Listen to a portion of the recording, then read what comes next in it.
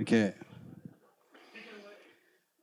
All right. So I thought about talking about the importance of consuming alcohol in our business, but I changed my mind. So I'll talk a little bit about a few good practices for us to do for you guys, whoever is a composer around there. And if you guys have to work mixing someone else's work as the mixer's point of view as well. And yeah, so who am I? My name is Jera. I've been working with La Hacienda Creative for the last 6 years. We did a bunch of music and sound effects and implementation for a bunch of games. The last one that I can mention is The Last Tomb Raider, which Brian was the main composer, and 99% of the music passed through me, through those 5 years that we worked in the game. I've been an engineer for almost 20 years, 19 years now, so yeah, did a bunch of stuff. Not all of it was good though, so yeah, let's jump into it. I didn't start the timer. I'm not really good with the Google thing, so I wanted to make one point show up at a time, but I don't know how to do it, so I'll just show up everything at once. If any of you guys are composers, sound designers, if you're creating content for someone else to handle it after you, please follow some guidelines, like naming your session before you start, naming the folder where the session is placed before you start. If a bunch of this sounds too, if you guys already know it, just tell me to move forward and I'll just jump. But you'll be impressed on how many people do not follow those guidelines. Yeah, once your session is ready, name your tracks before you start recording, and then you send 20 tracks of audio 1, audio 2, audio 3 to someone else so they have to figure out what is it that you're sending them. If you're a composer, please set your tempo, time signature before you start. You don't want to change that after. Some DAWs, depending on how they're configured, they might move stuff around and you might be in a bad spot after that. The same with your sample rate and your bit rates. Again, I don't know how Pro Tools is working today, but back in the days, you could not change your sample rate and not mess up your session once you started. Still can't? Yeah, Pro Tools sucks, I'm sorry. Well, since most of you are in the game industry, I would ask how many of you are using Reaper? There you go. All right, so, and if you're using virtual instruments or synths or some sort of strange processing, please print all your stuff once you're satisfied on the way it sounds. You don't want your trial of your plugin to stop working before you deliver stuff, or you don't want to send stuff that does not have audio and trust that the engineer after you will have the same plugins as you do, right? So let's move to the next one. As a mixer or someone else that will receive stuff from a composer or a sound designer, a lot of organization. So yeah, name your tracks if they're not named. If you want to choose a different name, if someone sent you a guitar track and you know that's the lead guitar, you want to focus on that, put the lead in there. Assign what's important, what is not important. What else? Yeah, if you're gonna mix a song, for example, I'll talk a little bit more about this later. Put your reference track. If the client sent you a rough mix, put it in there so you can A/B quickly between what you're doing and what they sent you. If they sent you a pop song, place it in there as well, so you can compare, see how how your stuff sounds. Then the good stuff. I don't know the level of people around here, so I don't know if they're beginning, if they're more advanced. If you have questions about buses, groups, VCAs, ask. But as soon as you start, organize your buses, your groups, and your VCAs, because if you're working with video games and you have to deliver multiple stems, they will save your life and save a lot of time later. I'll talk more about this. Yeah, so there you go. That was the following point, actually. Yeah, make sure you have your buses organized for your stems. Let's say you're a composer and you're gonna send your file store for the dev or for someone that will mix your tracks. You should always organize it before you start. If you're gonna send high percussions, low percussions, high strings, low strings, lead guitar, rhythm guitar, bass tracks, synths, have everything organized into folders. If you're a Reaper user, folders and groups act differently. VCAs might also help you setting your levels if you're using effects.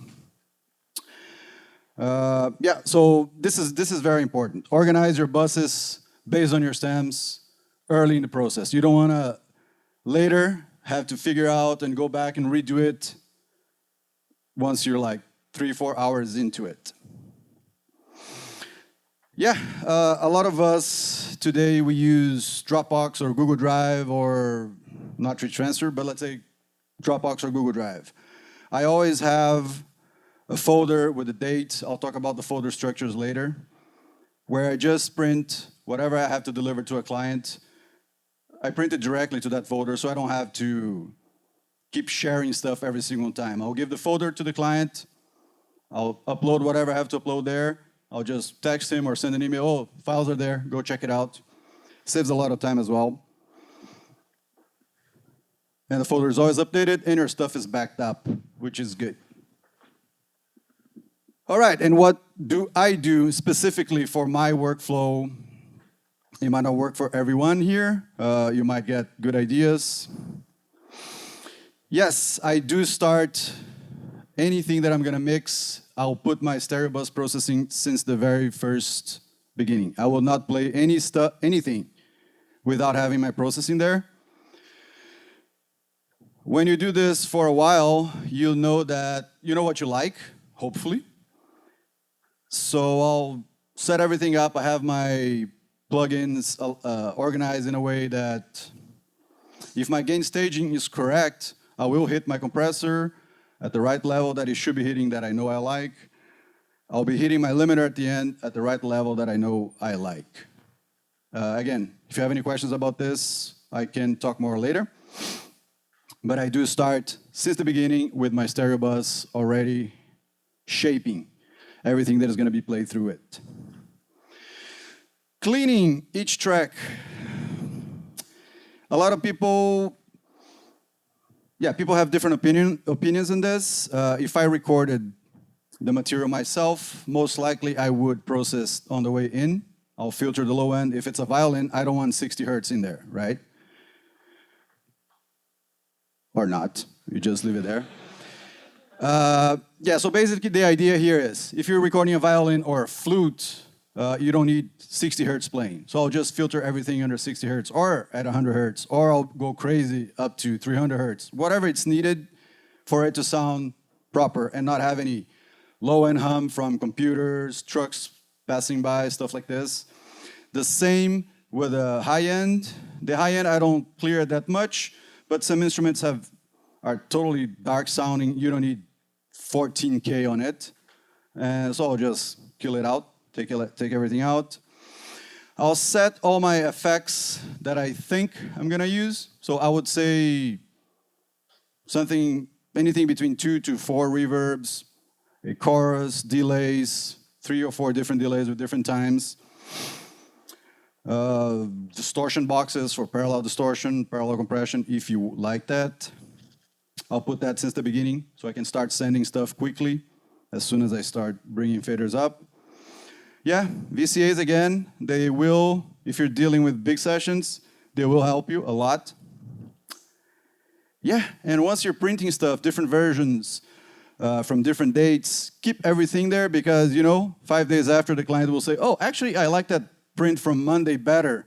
So you go back, figure out quickly, save your sessions every day as well. Before you start working, put your date in there or your revision number. So you can go back quickly and not have to figure out what you did 5 days ago. Folder structure. This is what I tried to implement at La Hacienda, but we don't follow that much. I tried to do it, so I'll have, yeah, forget the top part. Let's talk about the bottom part. This is specifically about Tomb Raider. So I had a client folder, I had a project folder. Sometimes we have different projects. We had with Tomb Raider at the end, the main game, the soundtrack, the DLCs. So you're gonna have different projects under the same client. The DOD, which is the subcategory, was just the map where the music was where the music was related to. I'm gonna have a date folder with the date on it for every single delivery. So every day, if I send one file or 100 files, there will be a folder with that date. It's always easier to go back. And within that folder, if you're delivering simple stuff like one file, it's all good. I'll just put the WAV file. The client can listen to it quickly. But if you're delivering a bunch of stems, especially with Google Drive, I'm sure you guys have been through this. Once you're downloading a bunch of stuff, Google Drive is going to take forever to zip it before it starts downloading. So for courtesy, just put all the files zipped into one zip file, so the client or whoever it is that you're delivering the file to can just download it quickly.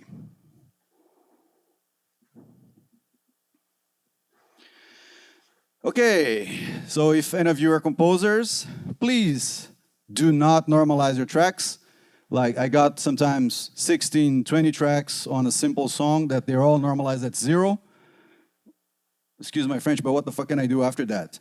You have to bring everything down, you're limited. Makes the person after you waste some time trying to figure out or fix whatever is it that you did when you thought that normalizing was a good idea. Yeah, if you're not sure about that distortion that you put on the vocals or the guitar or whatever, don't print it, or print it, but also keep the dry file, because we can always compare it after. We can try different things, and maybe we can get a result that was more what you're looking for than what you thought you wanted when you just printed the effect. Again, if you're using virtual instruments, print everything. Don't just think that the person after you will have the same effects as you, the same plugins as you. And if those virtual instruments have reverb on them, please turn them down, or don't complain after, oh, there's too much reverb on the strings. There's nothing we can do. The reverb was printed. I know some of the VSTs do not let you change that because the recording already has a lot of room on it. But if you have the chance to, please don't print it with a reverb. And if you're handling someone else's files as a mixer, or you're just finishing stuff for a friend, doesn't matter, do not guess what they're looking for. Ask for references. Like I said, pop references, metal reference, whatever the client thinks sounds like.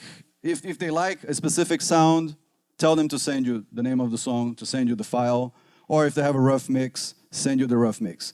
Don't spend 5-6 hours mixing a song that you thought was going to be a main theme, and it is actually a background theme. You don't need big drums, you don't need stuff like this. It just happened with me 2 weeks ago, so this is fresh. Again, if you're dealing with devs, do not guess the file name structure on the files they're expecting to receive. Usually we do the mus underscore blah, blah, blah. Usually. Some people might have a different file name structure. Ask before, so you don't spend a lot of time after renaming your hundreds of files, although there are batch tools for that. But you could save that time if you just ask before. Another one which is a little tricky, don't guess how loud your mix should be or your assets should be. Just ask. It doesn't mean that you're going to follow that rule throughout the whole project, but ask. If they're expecting stuff at average -18 LUFS or -10, you should know that before you start. Once you deliver a bunch of files all maxed out, like super limited, and the guy asks, oh, I actually need everything at -24, then you're gonna have to go back and rebounce everything. So basically just not guess, ask. Communication is very important in this business. We can save a lot of time as information goes between you and your clients or whoever it is that involved. If it goes clear and precisely, you will save a lot of time. So communication is everything. Yeah, thank you for your time. I wanted to do something that was quicker on the information I'm giving to give enough room for people to ask questions if there are any, because the back and forth, again, the communication between us, it's better than just me like vomiting a bunch of stuff for you guys. So, yeah. Thank you. All right, so I actually have a question to start with. Vomit. Well, we worked together for several years, so don't. It's not like we have a new relationship. He's not like this with everybody. Yes, he is. He is. Okay, so how do you tackle loudness and like LUFS demands and whatever when you're not managing the implementation and when you have to deal with interactive music where they're asking for stems that will cut out, cut in? And like, how do you prepare for that on the asset side? Do you even at all, or do you just like you don't mix anything, you ship normalized? Well, not normalized, but like yeah. So you don't want to. Depends a lot. I would say usually the client will have something that they're expecting. If they're expecting, like I said, stuff at -18 or whatever, because they will mix the voiceovers at -8. I will try to leave some room. I'm not gonna mix it super loud. But with that said, because it's interactive, I'll just mix it to sound good stereo. Then I'll have to go through each stem, seeing how they're reacting with the stereo bus processing, with the compressors, and make sure that when stuff gets blended within the game engine, that will sound okay. But again, there's a lot of, you have to trust the dev, the final person who will do the mixing. We have to trust that they have the best interest for the project and they will make it sound proper. There's nothing you can do, basically. You have to test it and try to fine-tune it and just, again, trust them. I have a question about mix and basically the approval process for the mix, because mix seems to be one of those things that's very hard to say, this is done. What is the approval process for that with the client and with the composer?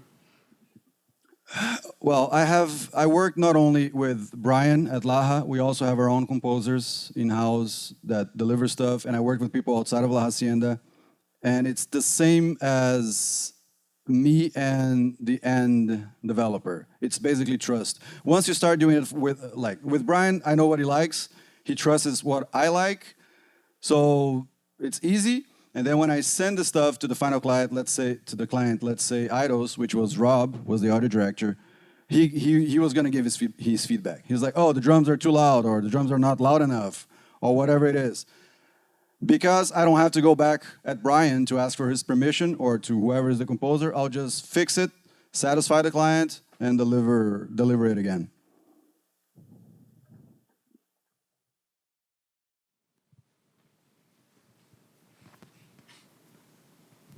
Hi, thank you for the talk first. My question is the following of Mac's question about loudness, but I want to bring it a more general perspective based on the main difference between a dynamic mixing, which is interactive, and an offline mixing that's totally baked. How do you get the right compromise between heavily processed tracks on one side, but they're all baked, and having more flexibility in terms of integration for the audio programmer, giving stems, but that will not necessarily, where you will necessarily lose some control on the dynamic mixing. And my sub-question to that, did you get or do you get to do any live mixing within the engine, the audio engine of the game, or do you get to often go back to your own mixing and send again because you realize the low end, the high end, the 3K, whatever, sounds different in the dynamic mix? Yes. Yes and no, actually. On a game like Tomb Raider, I did not put my hands on the engine, Wise or anything. I had to trust them. It's too much bureaucracy to get information outside of the studio to us. So everything goes through Rob, through the audio director. But we're also working on another project with another audio director, which is also a friend. And on that game, I implement the music, I do my tests. If stuff sounds like crap, I'll go back, fix it, bring it back again. If the loops are not proper, I'll have to go back, fix it, come back again. So yes and no. You do have, if I have the chance to put the hands on, it's much better because then I'm 100% sure that it is the way I would like. Although, while the players going through the game, because it's dynamic, might not be exactly the way I was expecting. But anyways, it is what it is, right? It's you try your best, and if you can put your hands on, better. If not, you just, like I said, trust the other person after you. Can you talk a bit about sample rate, bit rate? Mm-hmm. What's your favorite? Okay, it's that simple. It's 24-bit. 16 is dead for a long time. There's no 32-bit. Not if you guys are using the 32-bit on Cubase or whatever, just forget it. You're just wasting drive space. 24-bit, we don't have a lot of choices. It's enough for today. There is more than enough dynamic range on 24-bit. Yeah, that was a simple one. Can I speak French? Yeah, of course. OK. Si, admettons, tu sais que ton projet va s'en aller en CD, je parle, admettons, plus pour une production musicale, aimes-tu mieux être en 44.1, 16 direct au départ, ou c'est vraiment, t'aimes mieux convertir rendu au final? Okay, so if I understood your question correctly, if you should keep your sample rate as high as possible since the beginning, or keep it at 44 and then up res at the end? No. If you know the product you will deliver, will be in the CD, so 44, yeah. Do you start the project at 44.1 or 44? Me, myself, I would. But again, I come from a rock metal background, so my stuff is dirty. I would, if the CD is the final delivery, I would do 44.1 24-bit, even though the CD will be 16-bit, but I will do always 24-bit. With that said, if it's not dirty music, do at the highest resolution you can handle. If it's usually 48K, it's going to be the sweet spot. If you have a very powerful machine, then you can do 88.2 or 96. But for that, you need a lot of hard drive space, you need a lot of CPU. So, yeah, if it's a CD, go 44.1, 24-bit, and you're going to be fine. So you prefer convert after... Convert always down, right? Yeah, always convert it down. Convert yes. down. Yeah. If you're doing classical music, jazz, or whatever, anything that needs a lot of detailed information, start at the highest level and then dither and sample rate down at the end. Have anybody else that I didn't see? Oh, wow. Whoa. I'm going to look from here because I can see everybody. Toy? Same topic. Yeah, exactly. On that, when you have to down the quality, do you usually do it yourself, and do you dither? If not, do you just send that to an external mastering process? Or no, if you're dealing with Wise on our world, on the gaming world, just send as high as you can. That was actually that Max taught me this. Send as high as you can, and Wise is going to handle it.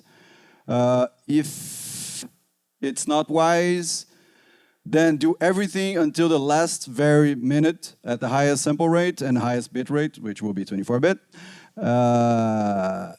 And like any DAW today, from Reaper, Pro Tools, Logic, all of them have very good algorithms. When you sample rate down, you should be fine. Yeah. And last question. Hi. Yeah. So I'm just wondering, like, when you're mixing, Do you find you get ear fatigue after a while? Like, what's your process? Do you like mix for an hour, take a break, or? Yeah, good question. Please mix at low volumes. Do not pump your stuff like in a party. It's useless. It's useless. It's a total different curve that you're listening to. Your room, it's going to affect your sound way more than if you're mixing at a lower level. And yes, do take breaks. An hour is a good idea. It depends on how loud you're mixing, depends on your monitors, depends if you're using headphones. Headphones, at least for me, they tend to fatigue quicker than monitors. An hour is a good number. I might put a bit like 3 or 4 hours before I stop because I like to get to a place where I'm comfortable with the sound. Then I'll stop and then I'll come back with fresh ears and say, oh, I was comfortable here. It sounds like shit. Let me do it again, or not. So yeah, but 1 hour, it's a good break. You go to the washroom, grab some water, or go outside. It's always good to like clean the palate a little bit.